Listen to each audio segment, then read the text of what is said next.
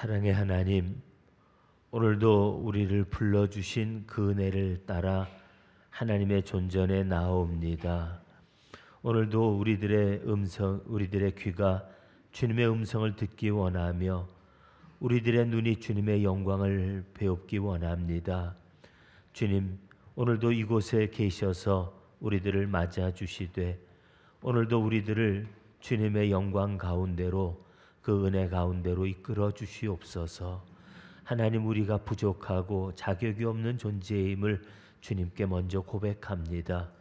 우리의 삶은 죄와 어리석음으로 얼룩져 있으나 이 시간에도 우리를 주님의 보혈로 덮어주시고 주님의 의로 우리를 의롭게 하시며 그리스도의 보혈로 우리를 성결케 하여 주옵소서.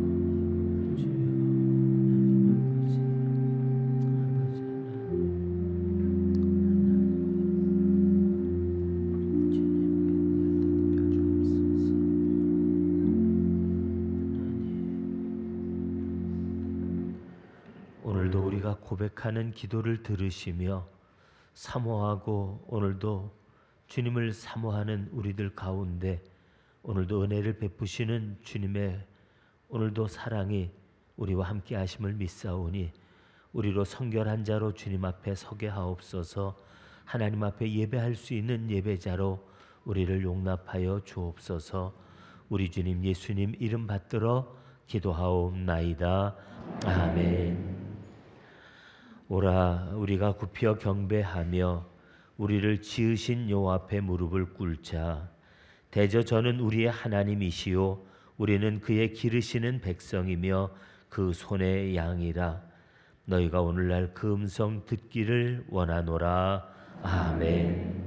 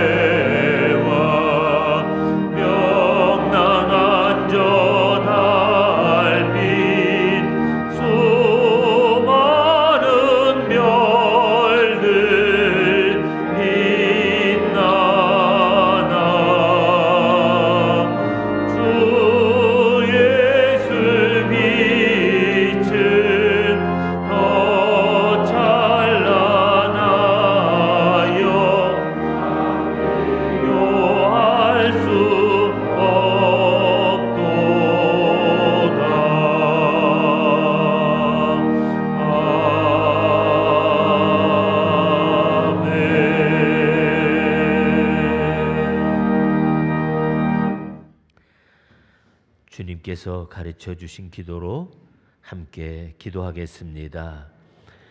하늘에 계신 우리 아버지, 아버지의 이름을 거룩하게 하시며 아버지의 나라가 오게 하시며 아버지의 뜻이 하늘에서와 같이 땅에서도 이루어지게 하소서.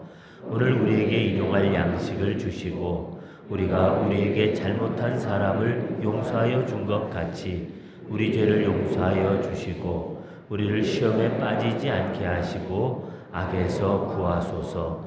나라와 권능과 영광이 영원히 아버지의 것입니다. 아멘.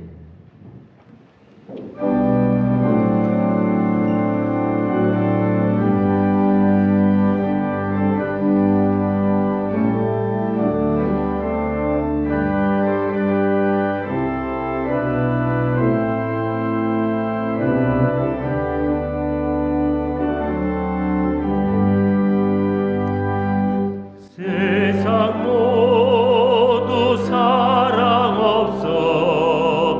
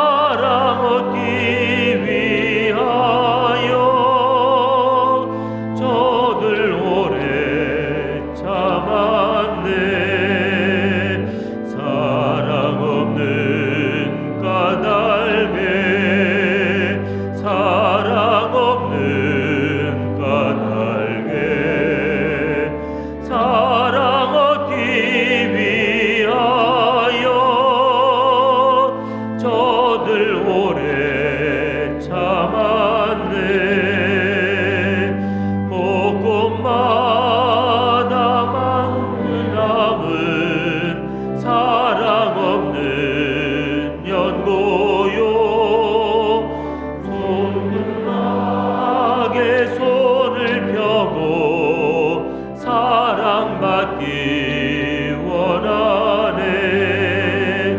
어떤 이는 고통과 근심 걱정 많으니 사랑 없는 까닭에 저들 실망하도다. 사랑 없는 까닭에 사랑 없는 까닭에 사랑 없는 까닭에 저들 실망하도다. 어떤 사람 우상 앞에 복을 빌고 있으며 어떤 사람 자연 앞에 사랑 요구하도다. 먼저 믿는 사람들 예수 사랑 가지고 나타내지 않으면 저들 실망하겠네. 예수 사랑 가지고 예수 사랑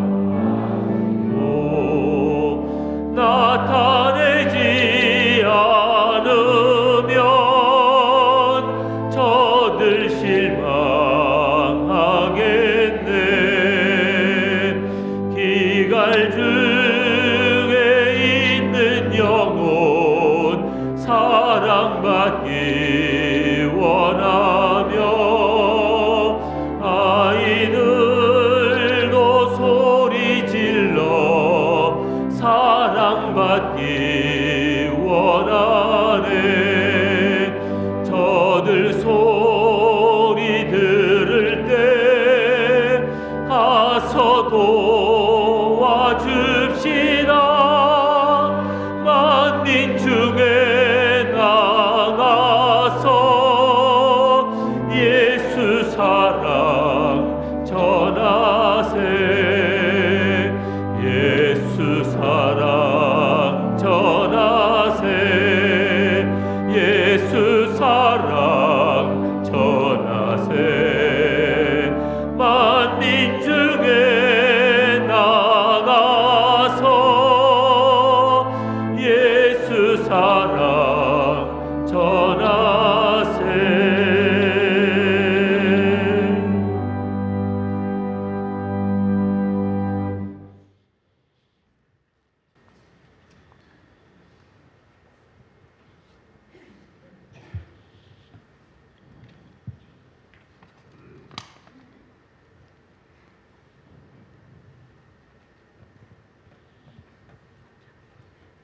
하나님, 오늘 교회에 오고 예배드릴 수 있게 해주셔서 감사드립니다. 항상 예배하고 찬양할 수 있게 해주세요. 또 많은 사람들이 예수님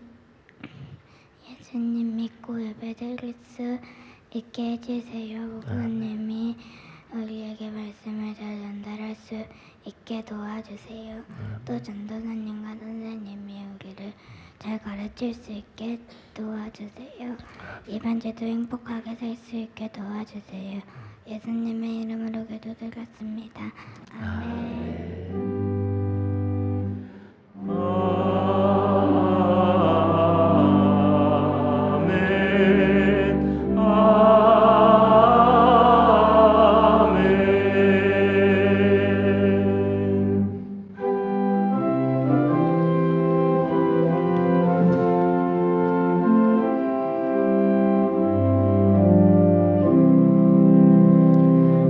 내 주 예수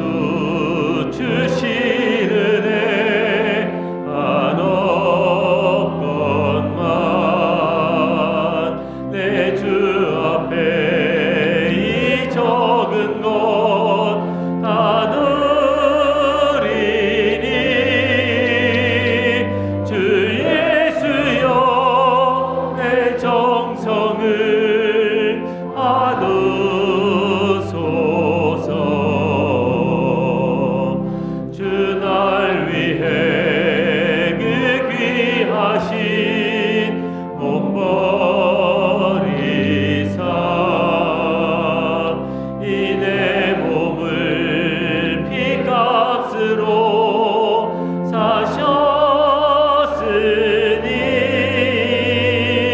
내 생명도 주 예수께 바칩니다.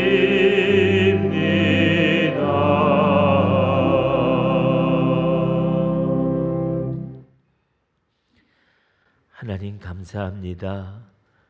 흩어져 있던 우리들을 오늘도 주님의 전에 불러 모아 주시고 오늘도 우리를 맞아 주시사 그 품에 안아 주시며 삶에서 지치고 고단한 우리들의 육신과 병들고 고장난 몸들 또 갈급하고 텅 비어버린 우리들의 마음과 심령까지 오늘도 품어주심을 감사드립니다. 오늘도 주님의 은혜 안에 깊이 잠겨 하나님의 아름다운 이름을 찬양할 수 있는 저희들 되게 하여 주옵소서. 오늘도 우리에게 은혜 주실 주님 앞에 간절하고 사모하는 마음으로 오늘도 주님 앞에 간구하는 저희들 되게 하여 주시고 우리가 빌고 구하는 것들에 응답해 주시는 하나님의 놀라운 은혜를 덧입게 하여 주시옵소서. 아버지 하나님, 이 시간 주님 앞에 나와 예배하며 받은 바 은혜들을 헤아려 오늘도 손에 손마다 이 예물을 성별하여 하나님께 드립니다. 물질만을 드리는 것이 아니라 이 물질에 우리 주님을 향한 우리들의 마음을 담아 드립니다. 주님을 사랑하며 받은 은혜를 감사하며 또한 하나님께서 우리에게 베풀어 주실 바 은혜를 사모하는 기도의 소원들까지 주님께서 연락하여 주시옵소서. 또한 하나님, 우리들의 온 삶도 주님 받으실 거룩한 제사가 되기를 원합니다. 우리를 주의 손에 붙들어 주셔서 하나님의 나라가 이루기까지 우리들을 주의 것 삼으시고 사용해 주시옵소서. 언제든 어디서든 우리 가운데서 하나님만 홀로 찬양과 영광 받으시기를 우리 주님 예수님 이름으로 기도하옵나이다. 아멘.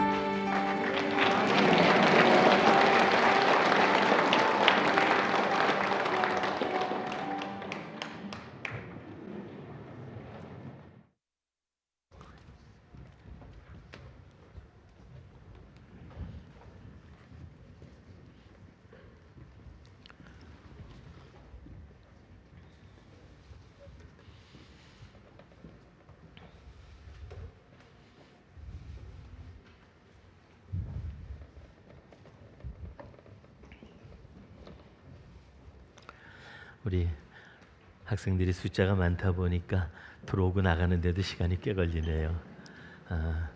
그래서 좋습니다. 하루 종일 걸리더라도 이 자리가 모자랄 만큼 우리 자녀들이 차고 넘쳤으면 좋겠어요. 특별히 이번 5월 달은 우리가 좀 가정의 달로 지내면서 우리가 예배위원들을 우리 자녀들에게 좀 부탁했습니다. 그래서 어린아이들이 기도도 하고 또 예배위원으로 안내도 하고 또 헌금위원 또 찬양까지 이렇게 우리 자녀들이 많이 봉사하고 섬겼는데 우리 아이들이 우리들에게 있는 한 우리 교회의 미래는 결코 어둡지 않은 줄 압니다. 오히려 하나님이 우리 자녀들을 통해서 이루실 내일의 더 큰 하나님의 영광을 우리가 바라봅니다. 우리 자녀들을 위해서 많이 기도해 주시고 여러분들이 축복하시면서 우리 자녀들 안에서 함께 꿈을 꿀 수 있게 되기를 바랍니다. 귀한 찬양 감사드리고요. 지난 한 주간 지나면서도 참 여러 가지 일들 많이 있었죠. 행사들도 많이 있었고, 네, 특별히 우리 이양균 집사님, 우리 또 어머님께서 돌아가셔서 장례를 모시고 안장을 했는데 1부 예배 때는 안 계시죠? 우리 2부 예배 때 참석을 하시는데 오셨어요? 어디 앉아 계십니까? 예. 아이고, 거기 계셨네요. 안내위원 하시느라고 저는 우리 장수하셨어요. 97세 사셨죠. 또 그냥 정말 치매가 걸려서 사람도 잘 못 알아보면서도 입 열면 찬송가가 끊이지 않는 우리 찬송하시는 어머님이셨는데 먼저 하나님 나라 가셨습니다. 천국에서 만날 소망을 같이 나누고 같이 위로할 수 있는 우리들 되기를 바라고요. 한번 위로의 박수 한번 좀 보내주시겠어요? 잘 오셨습니다. 예, 그리고 손일 집사님도 계세요? 어디 계시네. 거기 계셨군요. 우리 잘 오셨습니다. 손일 집사님도 또 이번에 아버님 우리 손영섭 집사님께서 94세로 주님 품매로 돌아가셨습니다. 네, 조용히 가족장으로 좀 치르길 원해서 일부 교우들께는 부고를 알리지 않았습니다. 뒤늦게 좀 듣고 놀라시는 분들도 많았을 텐데 우리 주님의 은혜 안에서 좀 많은 위로 함께 나눠주시기 바랍니다. 한번 좀 격려의 박수 한번 보내주시죠. 힘내시고요. 그동안 하셨습니다. 직업정성 또 아버님 모시느라고 우리 애들을 많이 쓰셨는데 하나님께서 큰 상급으로 갚아주시기를 원합니다. 그리고 지난 주간에 우리 오페라 공연까지 하고 또 여러 가지 음악회도 있었지만요. 이번 주에도 또 우리 행사들이 많이 있습니다. 먼저 우리 화요일 날 우리 이 책이 불러주는 노래라고 하는 기획 시리즈를 가지고 와서 계속 우리들한테 멋진 공연을 들려주고 있는 이 음악회 가는 길 그 팀에서 또 우리들에게 오셔서 이번엔 헤르만 헤세의 이야기를 가지고 또 같이 음악회를 하게 됩니다. 좀 주변에도 많이 알려주시고 같이 오셔서 즐겨주시면 감사하겠고요. 또 그리고 목요일 날에는 우리 바이올리니스트 두 분이 오셔서 또 음악회를 갖게 됩니다. 또 그리고 비록 이건 다음 주 얘기지만 우리가 오르간 설치한 지 10주년을 맞으면서 이번에 특별 음악회를 준비했는데 이번엔 외국에서 세계적으로 오르가니스트의 거장들이 두 분이 오십니다.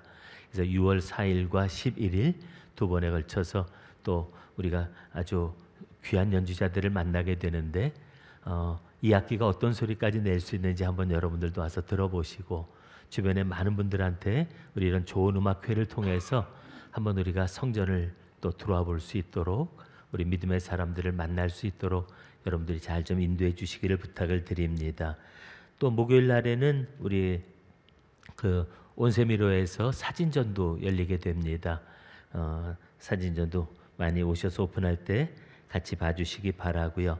또 감사한 거는 우리 온세미로에서 그동안에 우리 양동교회 건축을 돕기 위한 그 바자회로서 제목을 걸고 그동안 일을 해왔었는데 많은 수익금들이 모여졌고요.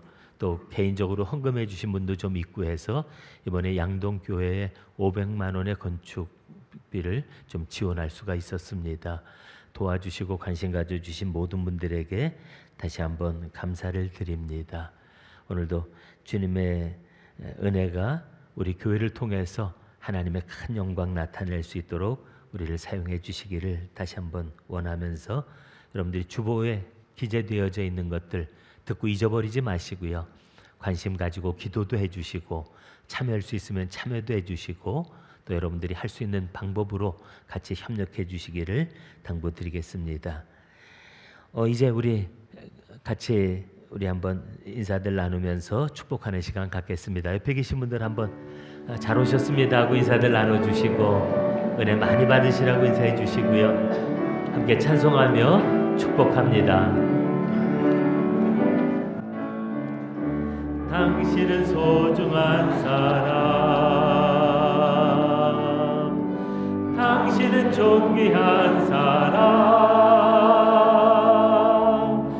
이 세상에 하나뿐인 당신을 주의 이름으로 소중한 사람, 그런 당신을 사랑해요.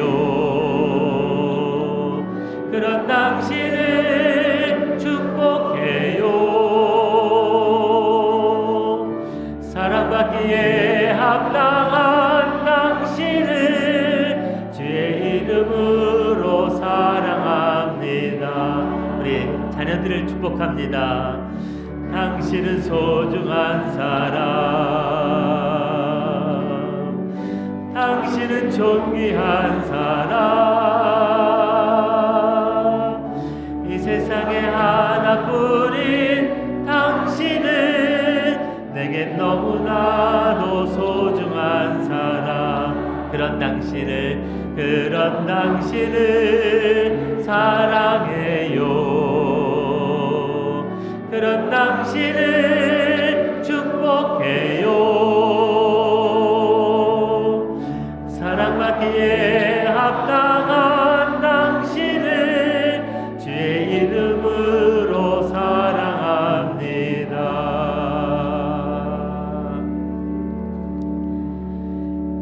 우리가 주의 이름으로 빈 축복이 우리 모두에게 이루어지기를 원합니다. 우리 한번 기도하죠. 하나님 아버지 감사합니다.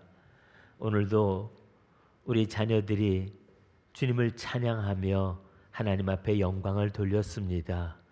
주님께서 우리 학생들의 찬양을 기뻐 받아주신 줄 믿습니다. 하나님이 그 입에 담아주신 찬양이 날마다 새로운 찬양이 되게 하여 주시고 찬양하지 않으면 견딜 수 없는 뜨거운 심정을 주셔서 저들의 온 삶이 입을 열어 또 하나님 그들의 손과 발을 통하여 온 생을 다해 하나님을 찬양하며 높이는 삶이 되게 하여 주시옵소서. 일찍부터 주님을 알았사오니 주님과 동행하게 하시고 하나님이 저들에게 주신 꿈과 소망을 붙들고 살아가는 우리 자녀들 되게 하여 주옵소서. 때로는 지치고 연약해질 때마다 하나님이 저들을 붙드시고 세우셔서 승리할 수 있는 길을 걸어가도록 주님께서 임마누엘 되어 주시옵소서. 우리 자녀들을 주님 손에 맡겨드립니다. 권능의 팔로 붙잡아 주시고 걸음걸음 동행해 주시옵소서. 우리 주님 예수님 이름으로 축복하며 기도하옵나이다. 아멘. 학생들은 나가셔서 또 말씀들 잘 나누시기 바랍니다.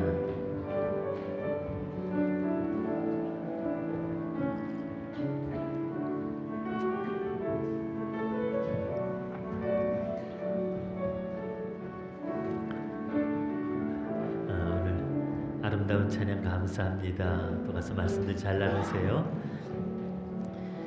우리도 함께 하나님의 말씀을 나누겠습니다. 오늘 우리에게 주시는 하나님의 말씀은 사도행전 9장 32절부터 35절까지 말씀입니다. 저거 한 절씩 교독합니다.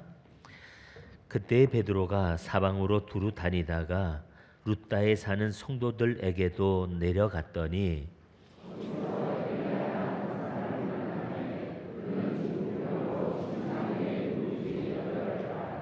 베드로가 이르되 애니아야 예수 그리스도께서 너를 낫게 하시니 일어나 네 자리를 정돈하라 한데 곧 일어나니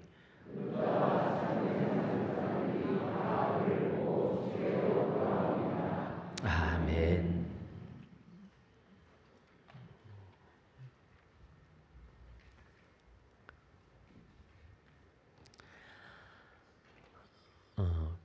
코로나 후에 우리 사회 분위기가 참 많이 바뀌었다는 것을 느끼게 됩니다. 아마 저만이 아니라 여러분들도 그런 느낌을 많이 받으셨을 텐데요.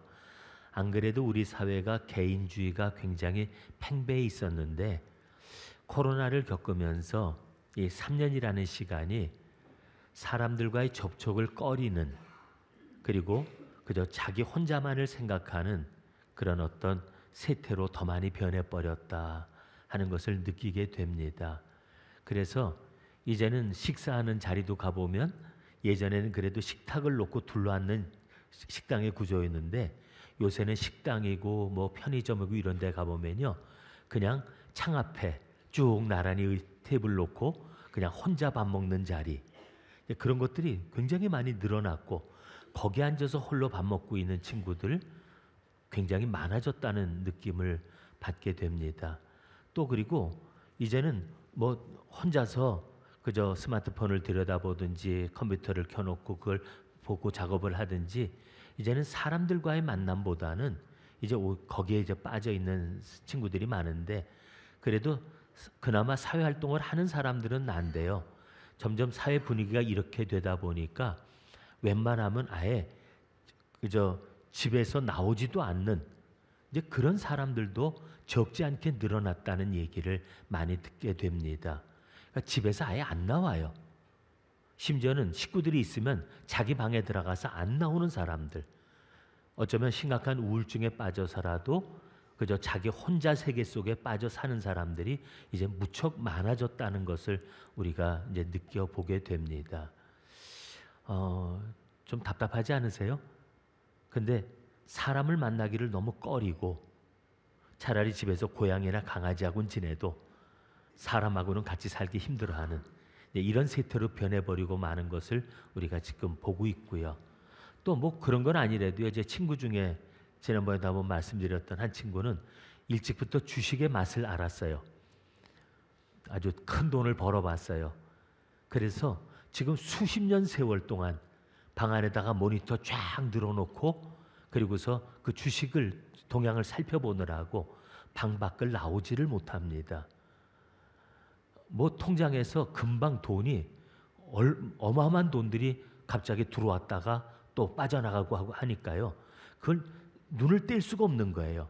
그러니까 계속 그저 눈만 뜨면 달려가서 컴퓨터를 켜고 또 그걸 살펴보고요. 그러면서 팔았다 샀다 이제 그걸 계속하면서 방을 나오지를 못하는데, 수십 년 만에 만난 친구인데 밥을 한 끼 못 먹었어요. 밥 먹다가 일어나더라고요. 미안 그러더니 가버리더라고요. 그래서 내가 아무리 많은 돈을 벌었으면 뭐하냐. 결국 거기에 붙들려서 친구하고 밥 한 끼도 끝까지 제대로 못 먹는 그 친구를 보면서 제가 마음에 어떤 생각이 들었을까요? 그래도 같이 학교를 다니면서 노래도 멋지게 잘했던 친구였고 생기기도 잘생긴 친구였습니다.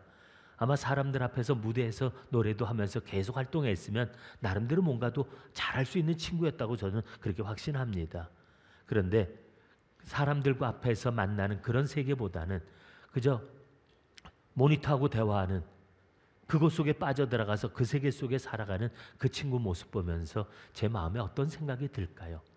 여러분들도 혹시 한번 생각해 보세요. 집에서 어떤 자녀가 자기 방에 들어가서 나오지를 않는다. 한 달이고 두 달이고 나올 생각을 하지 않는다. 얼마나 깝깝하겠어요. 또 제가 그 친구를 얘기했듯이 정말 자기 세계 속에 빠져서 다른 사람이나 세상 어떻게 돌아가는지 상관도 없고 그리고 살아가는 사람들을 보면 어떤 생각이 들겠어요. 우리 사람은 그런 존재가 아니잖아요. 사람하고 부대끼면서 그리고 사람은 정말 활동하면서 그리고 살아가야 되는 존재인데 방에 틀어박혀서 10년, 20년, 수십 년 세월을 그렇게 살아가고 검은 머리가 흰 머리가 되어버리고 그렇도록 스스로 자기 세계에 빠져버리고 만다고 하면 우리가 얼마나 답답하겠느냐 하는 겁니다. 왜 우리가 감옥을 두려워합니까? 감옥이라고 하는 건 멀쩡한 사람들을 붙잡아다가 가둬놓는 거 아니에요. 꼼짝 마라. 몇 년 동안 아니면 길게는 몇십 년 동안 너는 꼼짝 마라. 그게 얼마나 무서운 형벌입니까? 사람은 어디에 갇혀 있어서는 되는 존재가 아니라는 거죠. 사실 우리가 어떤 면에서 보면 감옥이 더 편한 사람, 감옥이 좋은 사람도 있을지 모르겠어요. 왜냐하면 집도 줘요. 혹시 집 없는 분 계세요? 집도 준대요. 살 곳도 마련해 주지. 거기다가 밥도 때마다 꼬박꼬박 챙겨줘요. 입을 옷도 줘요. 뭐 걱정 있어요 그럼? 집 주지 먹을 거 주고 다 챙겨주는데, 네, 그렇다고 해서 그렇게 좋은 데가 있어요? 나갈게요. 그런 사람 없잖아요. 왜요? 다 있어도 우리가 움직이고 마음대로 활동하고 싶은 것을 못하게 하도록 우리가 갇혀져 있기 때문입니다. 그 감옥 안에서도 제일 무서운 데가 또 어디냐면요, 독방이에요. 그나마 만나던 사람하고도 같이 못 지내게 그 중에서도 사고 친 사람들 잡아다가 혼자 있는 방에다 집어넣습니다. 그게 사람에게는 형벌일 수밖에 없거든요.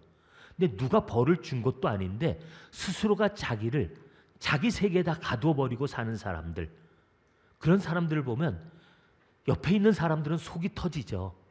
왜 사람이 그렇게 사냐? 넌 왜 그렇게 사냐? 제발 좀 나가서 친구들하고 만나기도 하고 날이 좋은데 어디 운동이라도 나가든지, 아니면 이 좋은 꽃 피고 하는 계절에 나가서 꽃 구경도 하고 바람 좀 쐬고 와라. 우리 그런 소리 하게 되지 않습니까? 사람은 먹을 것, 입을 것이 갖춰져 있다고 그래서 사람의 삶이 만족할 수 있는 건 아니거든요. 사람은 자기가 살아있다고 하는 것 증거는 그 사람이 살아서 꿈질거리고 움직이면서 살아있다는 것이 나타나는 것, 그것이 산 사람들의 증거 아닙니까? 근데 우리가 스스로를 가둬버린 채 자기 세계 속에 빠져있고 방에 틀어박혀서 사는 사람, 그런 사람들이 돼서는 안 되는 거 아닙니까? 근데 제가 오늘 이 말씀 드리는 거는 우리 속상하고 답답한 사람들 얘기하려는 건 아니고요. 저는 우리 한국 교회를 보면서 똑같은 생각이 들어서 그래요. 한국 교회가 잃어버린 교회가 하나 있습니다. 아니, 우리가 지금 교회를 착각하면서 우리 교회가 교회되지 못하게 만드는 것이 하나가 있는데, 그게 뭐냐면 우리가 교회라는 건물 안에, 교회라는 울타리 안에 우리 스스로를 가두어 놓고 있다는 사실입니다. 많은 교인들이 교회라고 하는 울타리 안에 하나님도 가둬놓았고, 그리고 우리 자신도 거기에서 스스로 가둬놓고 스스로 교회 안에 숨어서 사는 신앙인들이 너무나 많다고 하는 사실입니다. 아까 우리 학생들이 찬양하는데 저 찬양 제목 듣고 깜짝 놀랐어요. 우리는 움직이는 주님의 교회입니다.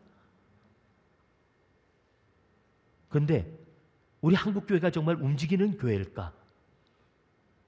주님은 우리를 보고서 너희는 세상의 빛이다, 세상에 등불을 켜서 말로 덮어놓는 사람이 어딨느냐고 말씀하시는데, 오늘날의 우리 한국교회들을 보면요, 다 교회 안에서만 활개를 치는 것 같아요. 교회 안에서 모여서 예배드리고 뭔가 열심히 합니다. 교회 안에 모여서 뭐가 바빠요. 끊임없이 계속 돌아가는데 교회 바깥에서는 무슨 일이 벌어지는지 몰라요. 왜요? 담으로 둘러쳐 놓고 문 꽁꽁 잠가 놓고, 그리고 들어오라고 말하는데 들어가기가 뭐 하는지를 알아야 들어가죠. 사람들이 교회를 두려워하게 만들어 놓고 교회 안에서 교인들끼리만 즐거운 교회, 교인들끼리만 뭐 한다고 애를 쓰고 있는데 뭘 하는지를 모르는 그런 이 세상과 단절돼 버린 교회를 만들어 놓고 있지는 않느냐는 겁니다.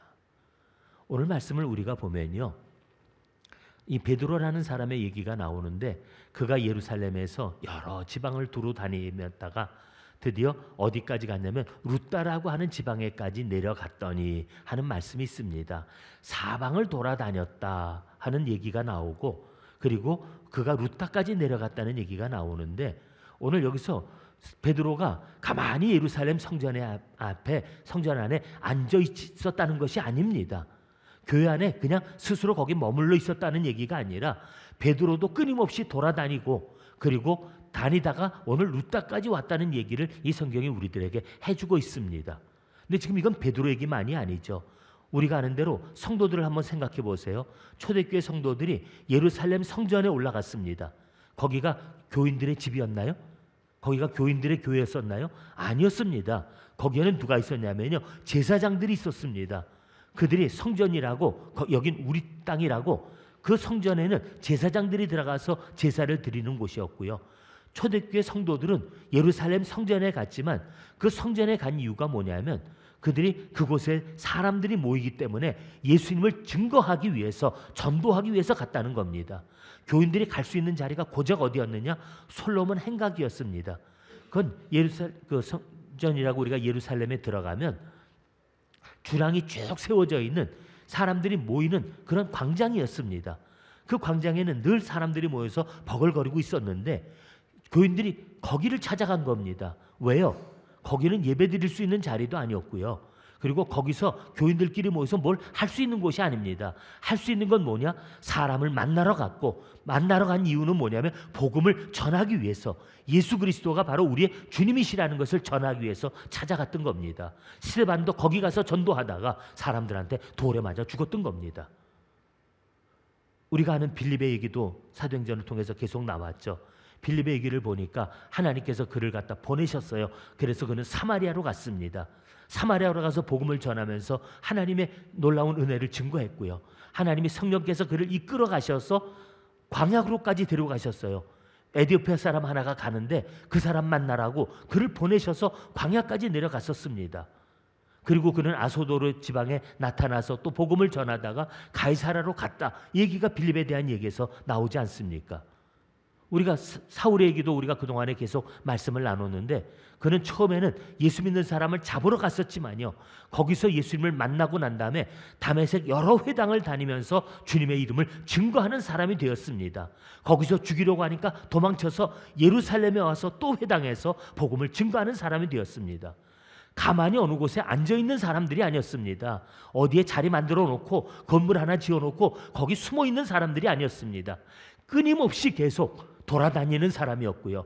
성령께서 그들을 움직이셨던 이유는 하나님의 인도하심은 가만히 한 곳에 안주하기를 원하신 것이 아니라 한 사람 한 사람을 주님의 복음을 가지고 온 사방을 돌아다니게 만드신 것, 그것이 바로 성령의 인도하심이었습니다.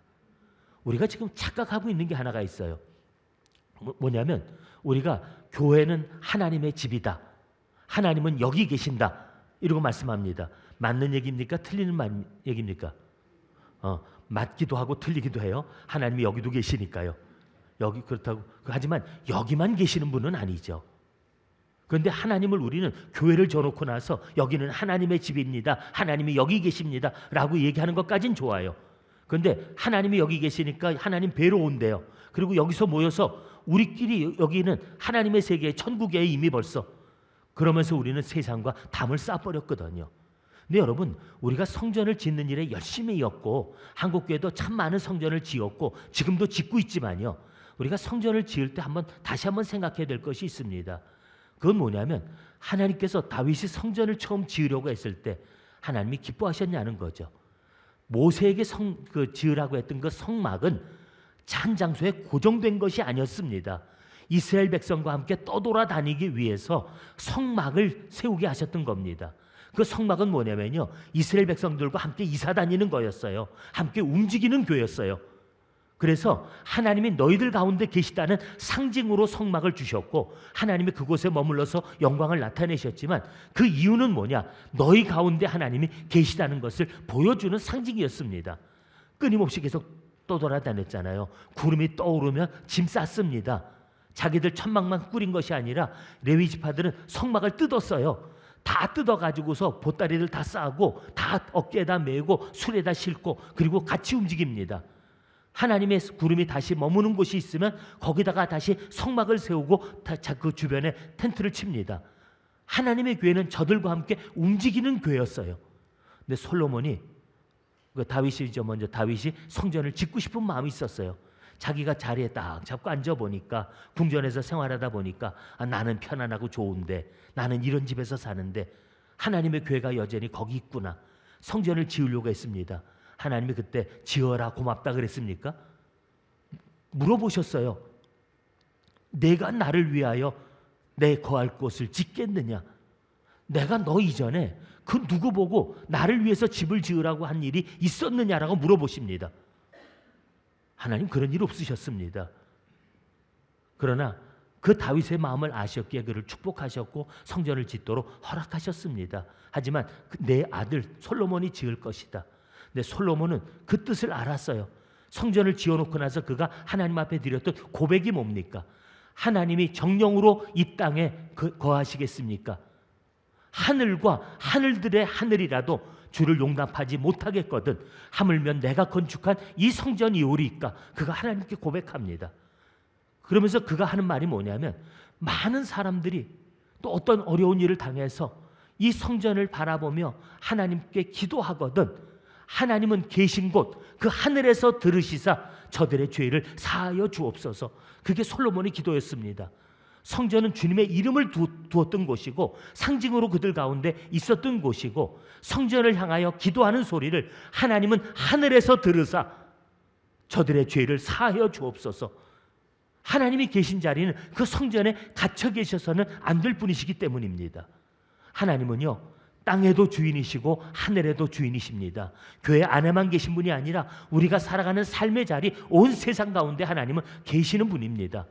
그래서 우리는 주님께서 가르쳐 주신 기도문을 보세요. 하늘에 계신 우리 아버지라고 부르잖아요. 하늘에 계신 우리 아버지라고 부르는 얘기는 지금 우리가 말하는 젖꼭대기 얘기가 아니고요. 지금 우리들의 세상이 아닌 그 위에 계시는 분이라고 하는 것을 고백하는 말입니다. 하나님은 세상을 다스리시는 분이고 위에서 우리를 굽어보시는 그 하나님이시거든요. 근데 우리가 성전을 짓는다고 하는 열심으로 교회를 지은 것까지 좋았습니다. 그래 놓고 하나님의 집을 지어드렸으니까 여기 계십시오. 근데 우리가 하나님을 위한 충성인 것 같지만 잘못 생각하면요 온 세상에 계시고 온 세상을 다스려야 될 그 하나님을 성전 안에다 가둬놓는다는 겁니다. 하나님만 가둬놓았어요? 자기들도 교회 들어와서 여기가 하나님 집이고 여기가 좋사오니 그리고 교인들끼리 여기 모여서 교인들끼리 즐거운 교회를 만들었지 세상과 담쌓아버린 교회, 세상과는 상관도 없는 교회를 만들어버리고 여기가 천국이고 여기가 구원받은 사람들이라고 하는 그런 노래만 부르고 있었다는 겁니다. 그게 착각이라는 거죠. 그래서 저도 어렸을 때 기억해요. 교회를 졌을 때 교회라고 이름을 명패를 안 붙였어요. 뭐라고 붙였냐면요 예배당이라고 붙였습니다. 우리로 말하면 국수 예배당입니다. 하나님 앞에 예배하는 자리로 이걸 세웠다 그래서 가보면 다 초대교회 때 제가 다니면서 봤던 교회들 그때는 교회라는 이름이 아니라 예배당이라는 이름을 붙인 것은 하나님 앞에 예배드리기 위해서 특별히 마련한 곳입니다라고 하는 그런 뜻입니다. 그렇다고 해서 이 성전이 거룩하지 않다, 성전 안 지어도 된다 그 얘기는 아닙니다. 우리가 예배할 처소가 필요하니까 성전 지으면 좋죠.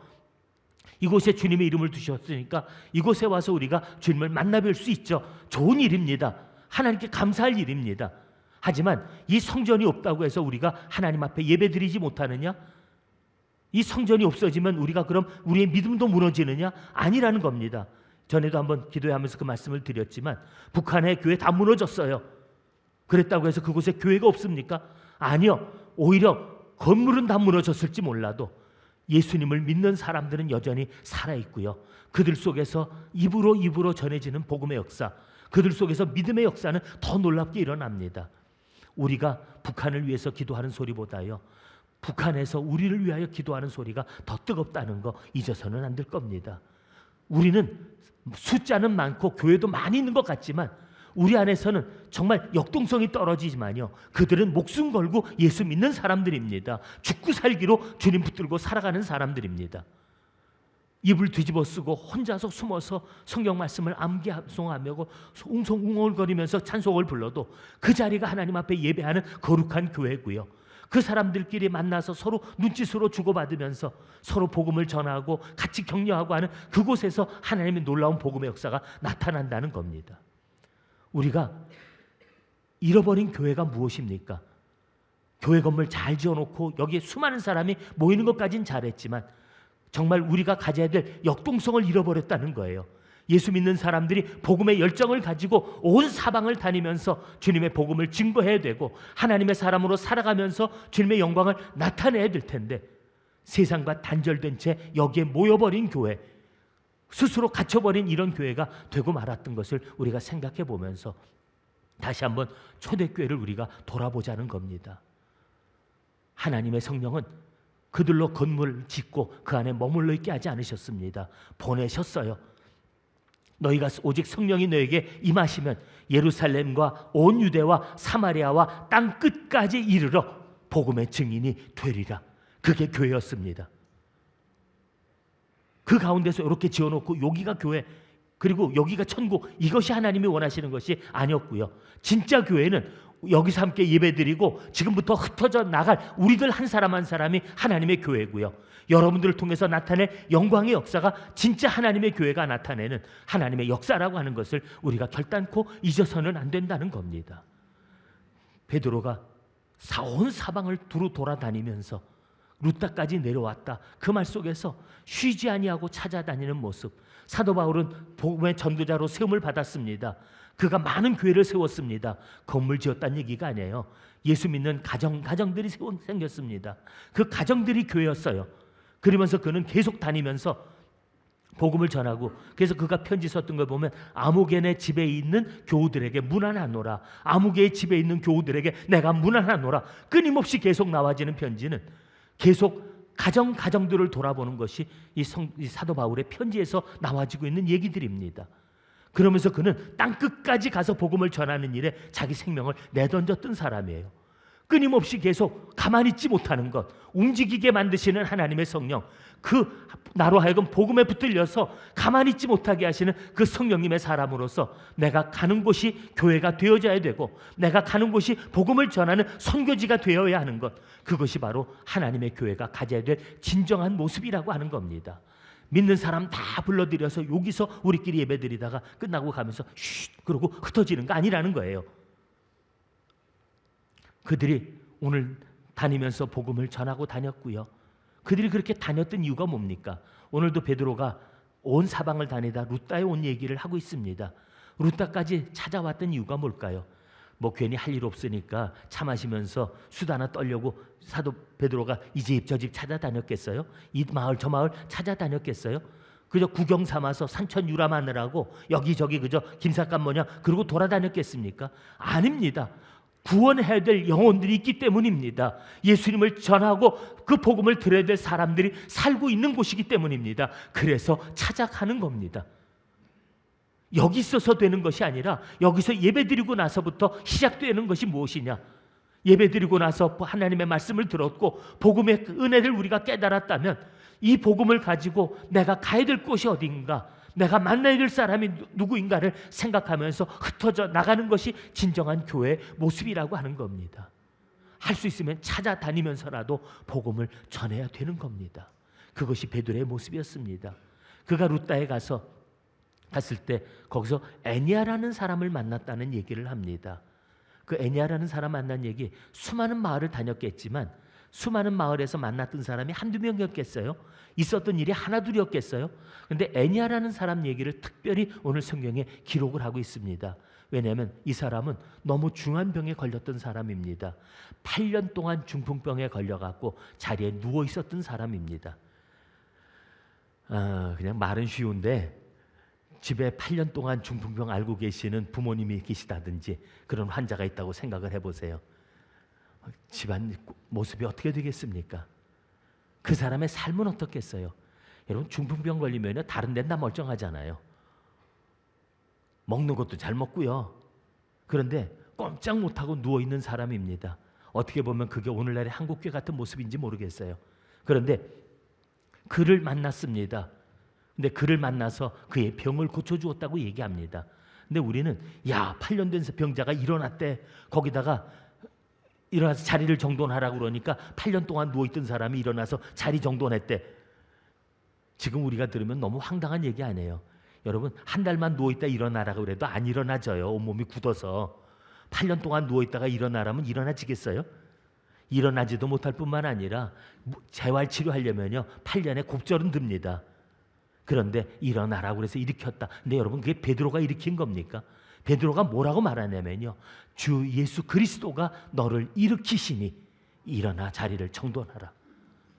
그를 만났던 이유가 뭡니까? 그 만났던 이야기를 우리에게 특별히 들려주는 이야기가 뭡니까? 주님의 필요한 사람들, 주님께로 인도해야 될 사람들이 그곳에 있기 때문입니다. 병든 사람, 외로운 사람, 절망한 사람, 주저앉아 있는 사람들, 그들을 만나서 그들에게 예수 그리스도로 인도하는 겁니다. 예수 그리스도의 이름을 그들에게 들려주는 겁니다. 그 안에서 하나님의 기적과 역사가 나타나는 겁니다. 그게 바로 복음의 역사입니다. 여러분, 이런 역사를 이루기 위하여 우리들에게 하나님께서는 성령을 부어주셨고 우리들이 주신 그 복음을 담아 우리 속에 들려주셨던 겁니다. 이것을 가지고 나가서 우리도 주님의 복음을 증거하면서 하나님의 역사가 일어나는 일들을 보며 살아야 되는 것이 바로 교회의 역사고, 그것이 바로 우리 성도들이 살아야 될 삶이라고 하는 겁니다.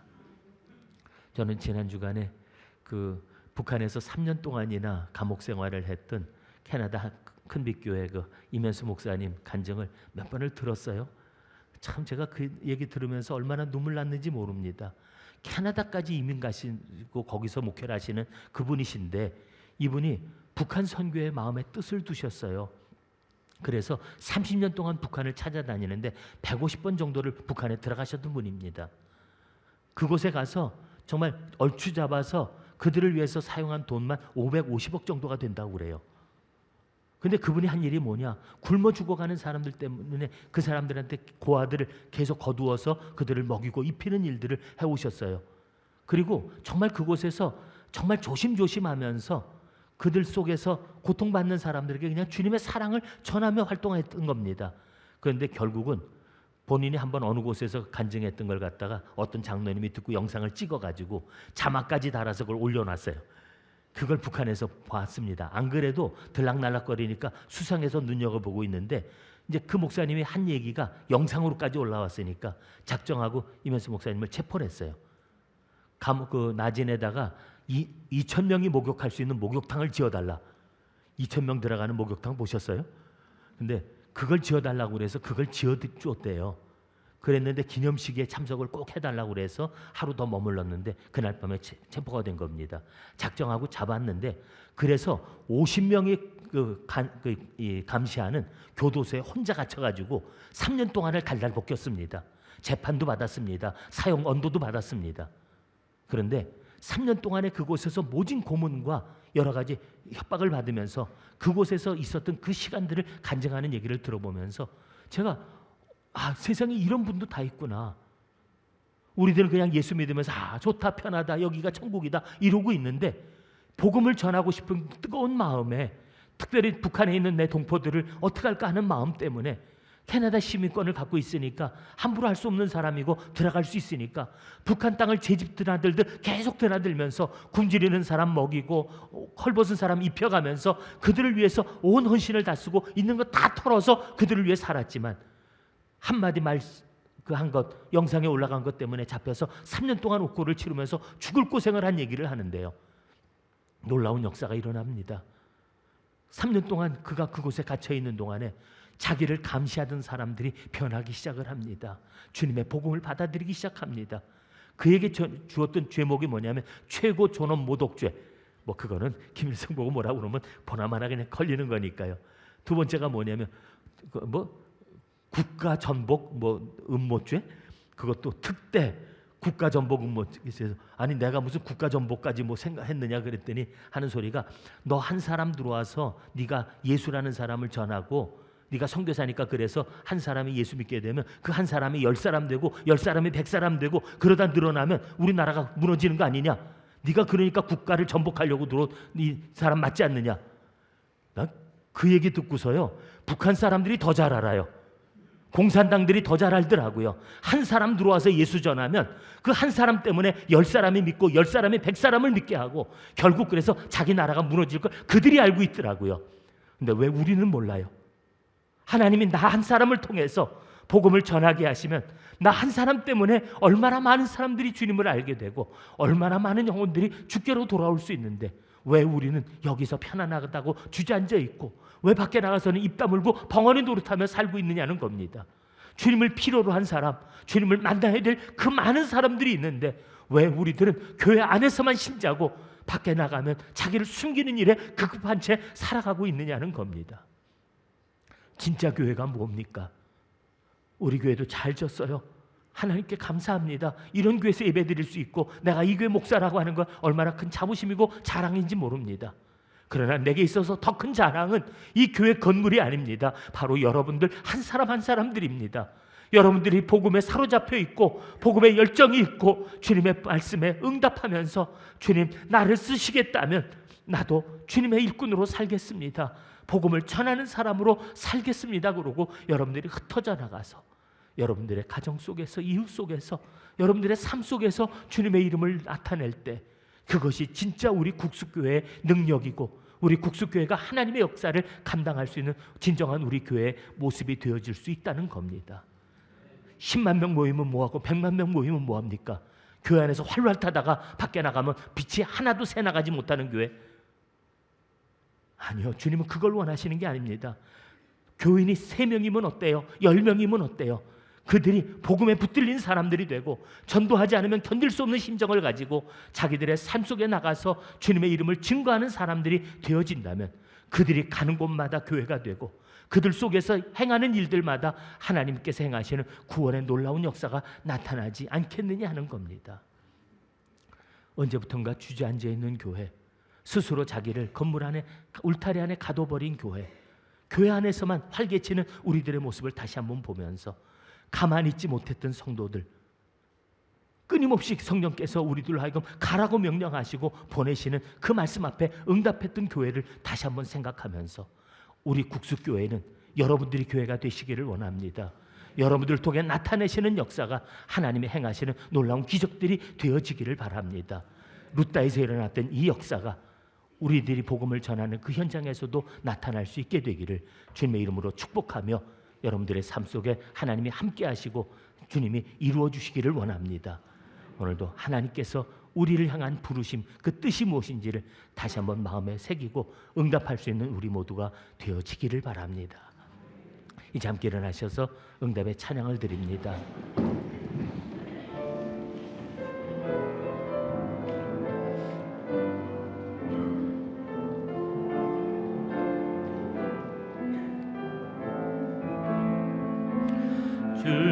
주님이 홀로 가신 그 길 나도 따라가오. 모든 물과 피를 흘리신 그 길을 나도 가오. 험한 산도 나는 괜찮소. 바다 끝이라도 난 괜찮소. 죽어가는 저들을 위해 나를 버리길 바라오. 아버지 나를 보내주오. 나는 달려가겠소.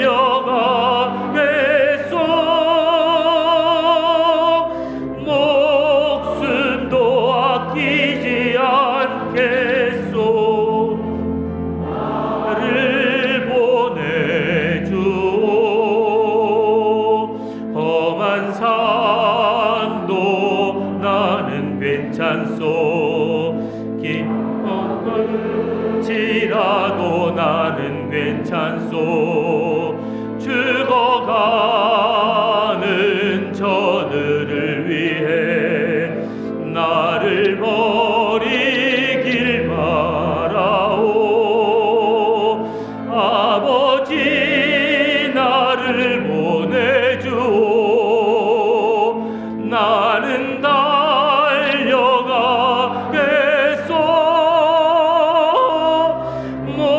목숨도 아끼지 않겠소. 나를 보내주오. 나를 보내주오. 나를